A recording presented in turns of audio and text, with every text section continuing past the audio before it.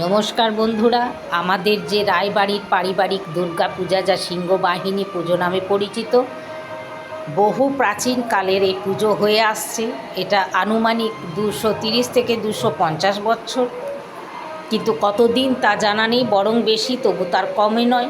আজকে ষষ্ঠীর দিনে সব পুজোর প্রস্তুতি চলছে। কালকে মাকে আনার জন্য যে প্রস্তুতি, সেটা ষষ্ঠী এ কারণে হয় না। কথিত আছে যে দেবী দুর্গা যখন তার ঘট নিয়ে ভামুরিয়ার থেকে যখন এখানে পায়ে হেঁটে আসা হয়, তখন রাস্তার মধ্যেই ষষ্ঠী উত্তীর্ণ হয়ে যায়।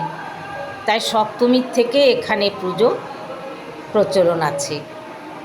ইনি হলেন হরিপদ রাজোয়ার। ইনি দীর্ঘদিন ধরে আমাদের এই মন্দিরের মায়ের যে বাসনপত্র, সমস্ত সিংহাসন থেকে শুরু করে সব কিছু পরিষ্কার পরিচ্ছন্ন করেন। তাই ষষ্ঠী বা বেলবরণ বাদ দিয়ে সপ্তমী, অষ্টমী, নবমী এবং বিজয়া, এই 4 দিন খুব নিষ্ঠা ভরে পুজো করা হয়।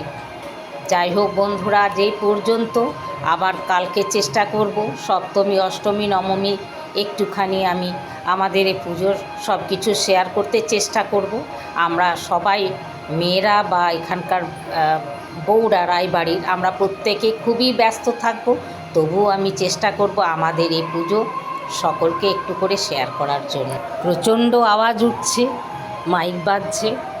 যাই হোক, হরিপদ এখন ব্যস্ত আছে। আমাদের মায়ের সমস্ত বাসনপত্র, প্রদীপ থেকে শুরু করে, শঙ্খ থেকে শুরু করে সমস্ত কিছু নিষ্ঠা এবং পবিত্রভাবে সে পরিষ্কার করে মন্দিরে রেখে দেবে। তারপরে আমরা উত্থন থালা, কালকে যেটা আমরা বরণ করব, সব কিছু আমরা করে নেব।